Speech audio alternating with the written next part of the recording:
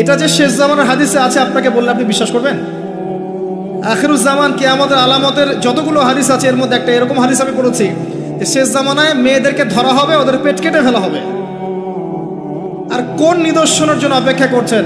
শেষ জামানায় মেয়েদেরকে ধরা হবে, মেয়ে রাজি না থাকলেও বোঝানো হবে, সিজার না করলে বাচ্চা বাঁচবে না।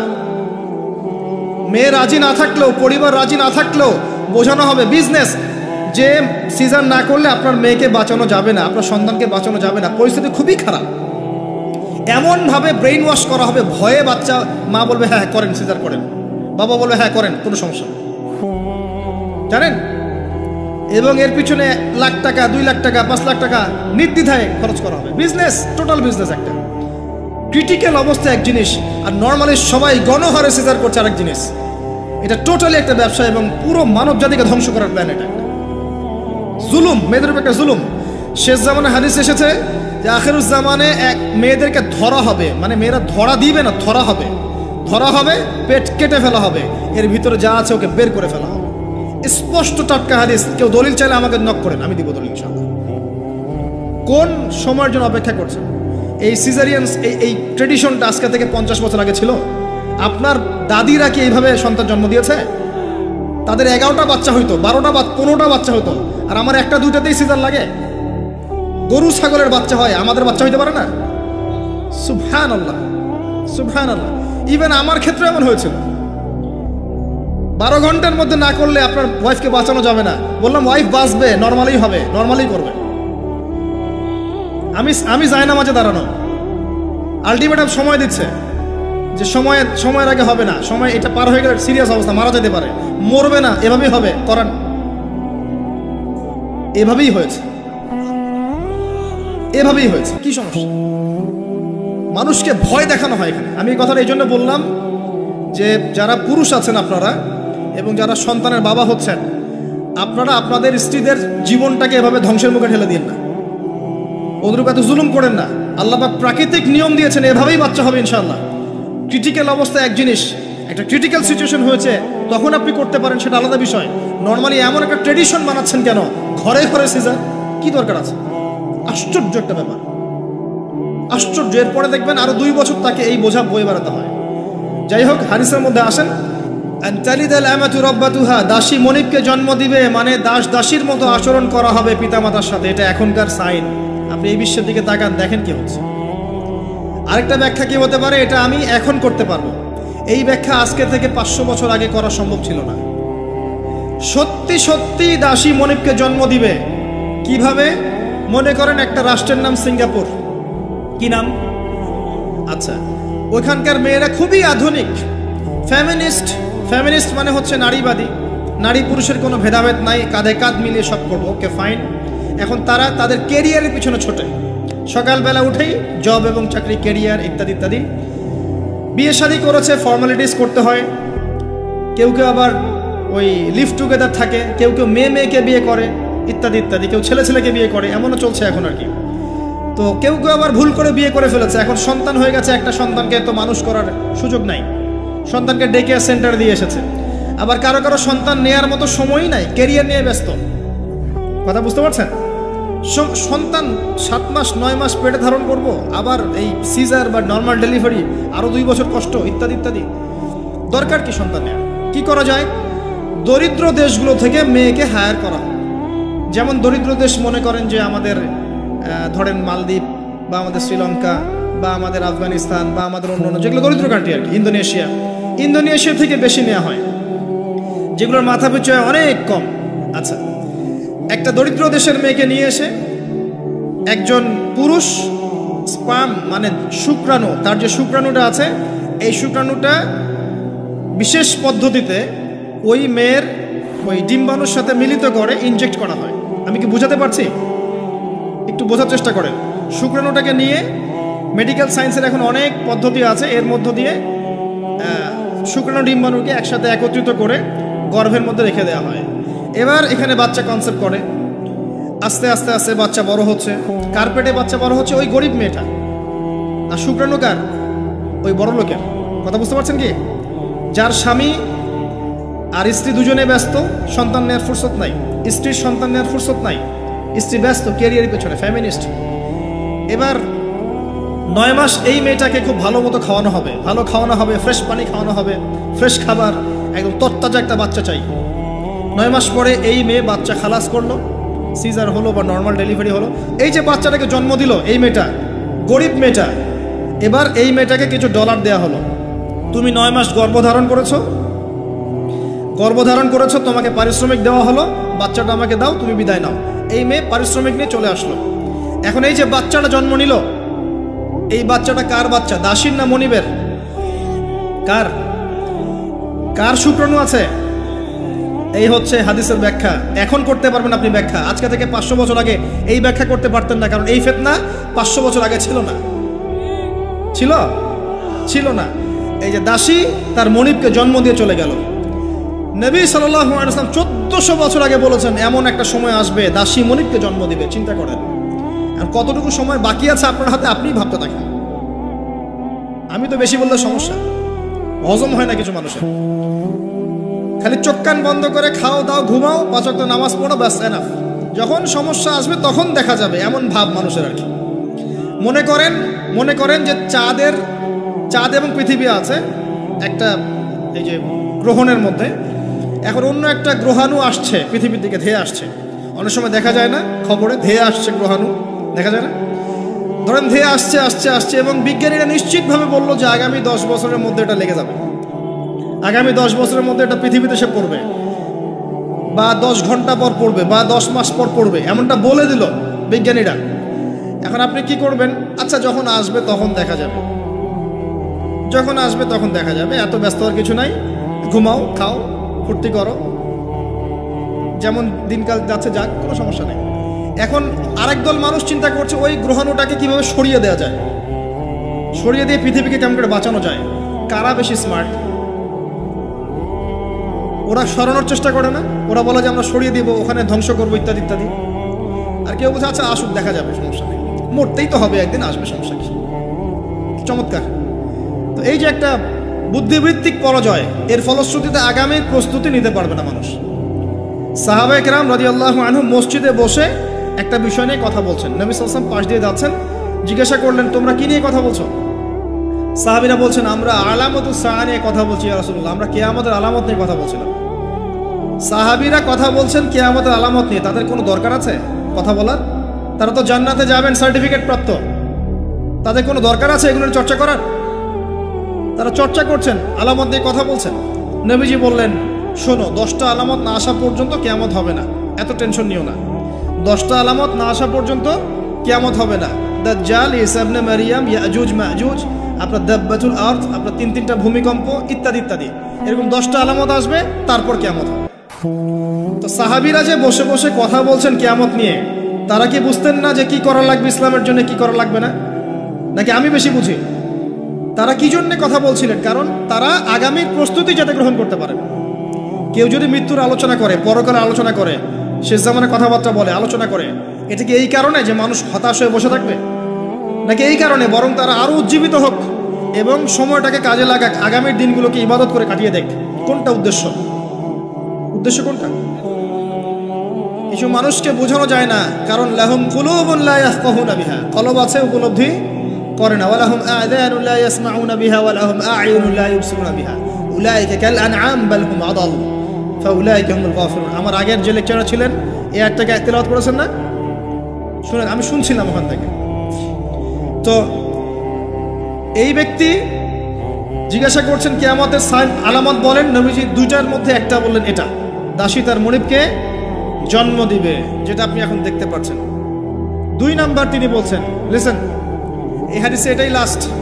2 নাম্বার তিনি বলছেন ওয়ান তারাল হুফাতাল উরাতাল আলাতা রিয়া'আশ শাই ইয়াতাতাওয়ালুনা ফিল বুনিয়ান। যখন তুমি দেখবে যে সমাজের সবচেয়ে দরিদ্র শ্রেণীর মানুষ, যাদের পায়ে স্যান্ডেল ছিল না এবং গায়ে কোনো জামা ছিল না, পায়ে স্যান্ডেল ছিল না, কত দরিদ্র চিন্তা করেন, গায়ে জামা ছিল না, কত দরিদ্র চিন্তা করেন, এরা ইয়াতাতাওয়ালুনা ফিল বুনিয়ান, উঁচু উঁচু অট্টালিকা নির্মাণের প্রতিযোগিতা করবে, কম্পিটিশন। নির্মাণ করবে এটা বলা হয়নি, কম্পিটিশন করবে, তোমার 10 তো আমার 15, তোমার 15 আমার 20, তোমার 100 আমার 200, কম্পিটিশন করবে। আজকে থেকে 200 বছর আগে পৃথিবীর দিকে তাকান, পৃথিবীর এই প্রত্যেকটা শহর, বড় বড় নগরগুলোতে এত উঁচু উঁচু কনস্ট্রাকটিভ বিল্ডিং ছিল, এই প্রতিযোগিতা ছিল। সুবহানাল্লাহ। আর কোন সাইনের জন্য অপেক্ষা করছেন? এখন আপনাকে বলি, যে ব্যক্তির পায়ে স্যান্ডেল নাই, গায়ে জামা নাই, সে কিভাবে এটা করতে পারে? উত্তর দেন দেখুন, কিভাবে সম্ভব বলেন? কে বলছেন? এক ভাই বলছেন সুদ। এক্স্যাক্টলি রাইট অ্যান্সার, সুদ। আপনি যান, সুদি লোন নেন, বিল্ডিং তোলেন এবং সারা জীবনের ঘানি টানতে থাকেন, লোনের ঘানি টানতে থাকেন, প্রতিযোগিতা করতে থাকেন। সুদের মধ্য দিয়ে বড় লোকের কোনো ক্ষতি হয় না, বড় লোক আরো ধনী হতে থাকে, সুদের মধ্য দিয়ে দরিদ্র আরো দরিদ্র হতে থাকে। ব্যাংক ওই যাকে লোন দিয়েছে ওর রক্ত চুষবে, আর এ যে লোন নিয়ে বাড়ি করেছে এ ভাড়াটিয়ে রক্ত চুষবে, আর ভাড়াটিয়ে ভাড়া দেওয়ার জন্য দুর্নীতির আশ্রয় নিবে, অসৎ পথে যাবে, সমাজের কাঠামোটা কলাপস করে ফেলবে। একটা প্রবলেমের সাথে আর অনেক বিষয় জড়িত থাকে। 1 নাম্বার হচ্ছে রিবা, যার মধ্য দিয়ে এটা করা সম্ভব। আর 2 নাম্বার হচ্ছে কি? আত্মসাৎ। অন্যের সম্পদ অন্যায়ভাবে আত্মসাৎ করতে পারলে আপনি রাতারাতি এই পর্যায়ে যেতে পারবেন ইনশাল্লাহ। অন্য পদ্ধতি আছে? একজন মানুষ হালাল খেয়ে হালাল খেয়ে হালাল পথে থেকে খুব সহজ এরকম 10, 20, 50 তলা বিল্ডিং করা খুব সহজ? এত সহজ না, এত সহজ না। এই হাদিসে নবী সাল্লাল্লাহু আলাইহি ওয়াসাল্লাম এই 2টা আলামত বলেছেন। অন্যান্য হাদিসগুলো তিনি আরো অনেক কথা বলেছেন। ফর এক্সাম্পল, আমি কয়েকটা বলে শেষ করছি, বড় বড় কয়েকটা বলছি। ফর এক্সাম্পল, শিরিক বেড়ে যাবে। কি বেড়ে যাবে? শিরিক বেড়ে যাবে। ভণ্ড নবীদের আগমন ঘটবে, সময়গুলো সংক্ষিপ্ত হয়ে আসবে। একটা বছর একটা মাসের মতো চলে যাবে, একটা মাস একটা সপ্তাহের মতো চলে যাবে, একটা সপ্তাহ একটা দিনের মতো চলে যাবে। সময় কি দ্রুত যাচ্ছে না? আপনি কি বুঝতে পারছেন সময় দ্রুত যাচ্ছে? চাঁদ দ্বিখণ্ডিত হয়ে যাবে। চাঁদ কিন্তু দ্বিখণ্ডিত হয়ে গেছে, চাঁদ দ্বিখণ্ডিত হয়ে গেছে। সূরা কমারের 1 নম্বর আয়াত পড়ে দেখেন। বেশি বেশি আল্লাহর গজব আসবে, মহামারী আসবে, ঝড়, জলোচ্ছ্বাস, প্রাকৃতিক দুর্যোগ বেশি বেশি আসতে থাকবে এবং এমন এমন সব রোগের আবির্ভাব ঘটবে যেগুলো কখনোই ছিল না পৃথিবীতে। এইডসের নাম মানুষ আগে শুনেছিল? HIV-র নাম মানুষ শুনেছে? এখন এইসব যে ভাইরাস চলছে এগুলোর নাম আগেকার জেনারেশন শুনেছিল কখনো? এরপরে যেগুলো আসবে সেগুলো আমরাও শুনি নাই, আমাদের পরের প্রজন্ম শুনবে। এটাই শেষ না, আরো আসবে।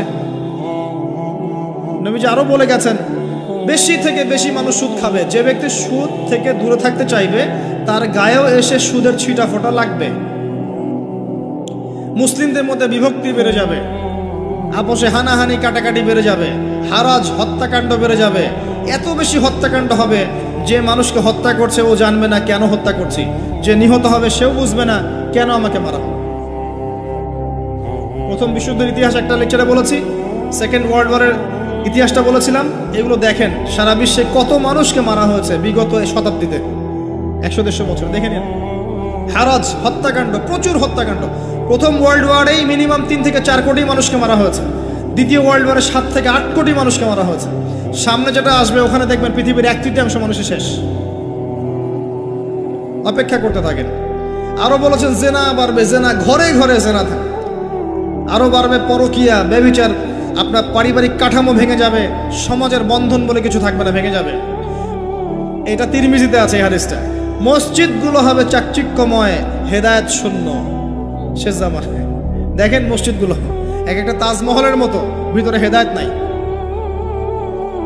ইসলামের খালি নাম থাকবে, মানুষ ইসলামের মূলনীতি থেকে সরে আসবে। কোরআনের খালি মাসহাফ থাকবে, মানুষ কোরআনের শিক্ষা থেকে সরে আসবে। মানুষ কোরআন পড়বে, কোরআনের মূল মেসেজগুলো, মূল নীতিগুলো ওর গলার নিচে নামবে না। হাদিস, মানুষ কোরআন পড়বে, কোরআনের শিক্ষাগুলো গলার ভিতরে ঢুকবে না। আছে না? এখন আপনি দেখেন কত মানুষকে দেখবেন কোরআন পড়তে জানেই না অর্থ কি জিনিস। আর যদি কেউ বলে অর্থ পড়ার দিকে উৎসাহিত করে, অর্থ পড়া উচিত, অর্থের দিকে যান বলবে, ওকে আবার বিতর্কিত করা শুরু করে দিবে। মানুষকে তো উৎসাহ দেওয়া দরকার যে আপনারা অর্থ পড়েন, তাহলে কোরআনের মূল মেসেজটা বুঝতে পারবেন। একজন আলেমের কাজ কি? মানুষকে কোরআনের মূল মেসেজটা শিক্ষা দেয়া, উৎসাহিত করা।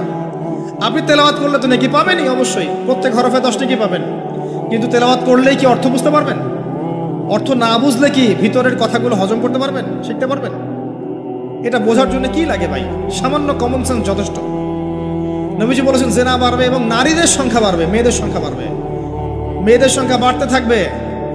এমন একটা সময় আসবে প্রত্যেক একজন পুরুষের জন্য 40 জন মহিলার দায়িত্ব চলে আসবে। স্ত্রী না ভাই, এত খুশি হওয়ার দরকার নাই, স্ত্রী কথা বলা হয়নি। 40 জন মহিলার দায়িত্ব চলে আসবে। আপনার মা, বোন, খালা, ফুফু সব মিলে দেখবেন 40টা ফ্যামিলি আপনাকে টানতে হচ্ছে, আপনি একজন পুরুষ। আস্তে আস্তে এগুলো বাড়ছে না? বাড়ছে। মহিলারা পুরুষদের পোশাক পরবে আর পুরুষেরা মহিলার পোশাক পরবে, এটা বড় সাইন। আরেকটা সাইন আছে যে মহিলারা এমন পোশাক পরে রাস্তাঘাটে ঘুরবে যেই পোশাক পরেও তারা নগ্ন থাকবে। নিসাউন কাসিয়াতুন আরিয়াহ মুইলাতুন মামিলাত। আখিরুজ জামানে এক শ্রেণীর নারী বের হবে যারা পোশাক পরেও নগ্ন থাকবে, অন্যকে আকৃষ্ট করবে, অন্যর দিকে নিজেও আকৃষ্ট হবে। আপনাদের এখানে এই ট্রেডিশন নাই? বলতে থাকলে ভাই রাত শেষ হয়ে যাবে, আমি আলোচনা গুটিয়ে নেওয়ার চেষ্টা করছি।